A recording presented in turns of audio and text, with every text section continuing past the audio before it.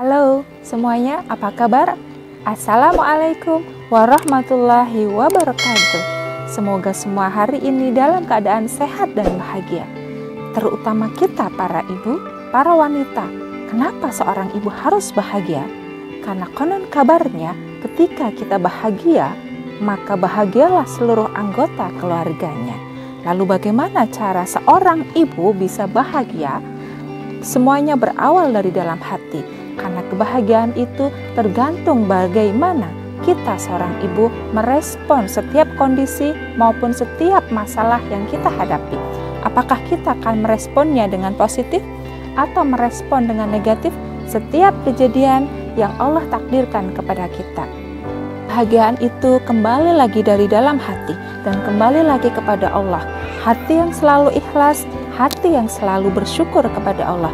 Bersyukur atas setiap nikmat yang sudah Allah berikan kepada kita. Kali ini saya akan berkisah tentang sebuah kisah pada masa Rasulullah dahulu. Pada suatu hari Rasulullah berkumpul bersama semua para sahabatnya. Lalu datanglah seorang petani anggur. Sang petani anggur ini mengirimkan anggurnya, hasil panennya kepada Rasulullah. Dan Rasulullah pun memakan anggur tersebut. Ketika Rasulullah mulai memakan buah anggurnya, para sahabat semuanya terdiam. Dan ketika petani anggur itu pulang, sahabat bertanya, "Wahai Rasulullah, kenapa engkau tidak memberikan kami kesempatan untuk mencicipi anggur tersebut?" Maka apa jawab Rasulullah? Rasulullah menjawab, "Ketika nanti aku akan berikan anggur ini kepada kalian, aku khawatir kalian akan mencela makanan ini karena rasanya yang begitu masam." Para sahabat pun kaget. Oh, ternyata seperti itu alasan Rasulullah. Rasulullah menjaga hati pemilik anggur. Meskipun para sahabat ingin sekali mencicipi buah anggur itu, tapi Rasulullah berusaha untuk menahan. Meskipun rasa anggur itu terasa masam, tapi Rasulullah tidak menyampaikannya kepada petani anggur tersebut. Petani anggur itu pulang dengan sendirinya dan Rasulullah pun tetap memakan buah anggur itu meskipun rasanya masam. Lalu dari sini, dari kisah ini kita bisa mengambil hikmahnya bahwa jangan pernah sekali-kali kita mencela makanan yang sudah terhidang di hadapan kita.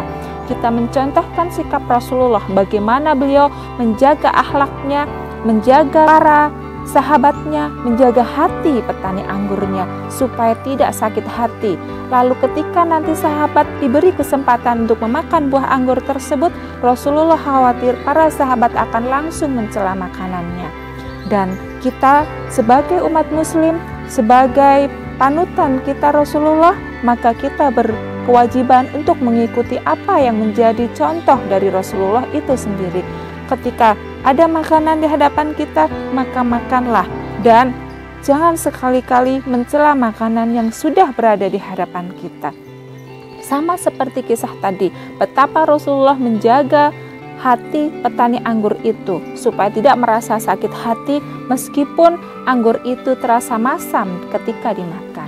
Nah, teman-teman semua yang berbahagia, inilah betapa mulianya Rasulullah SAW mengajarkan kepada kita tentang akhlak terhadap makanan.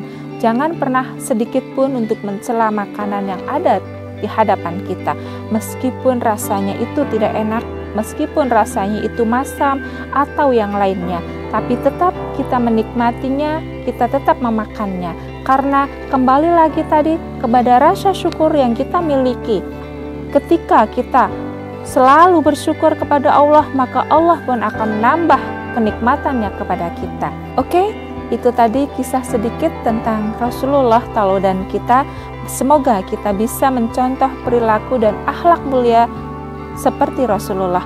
Bagaimana beliau mengajarkan kepada kita akhlak terhadap makanan yang terhidang di hadapan kita.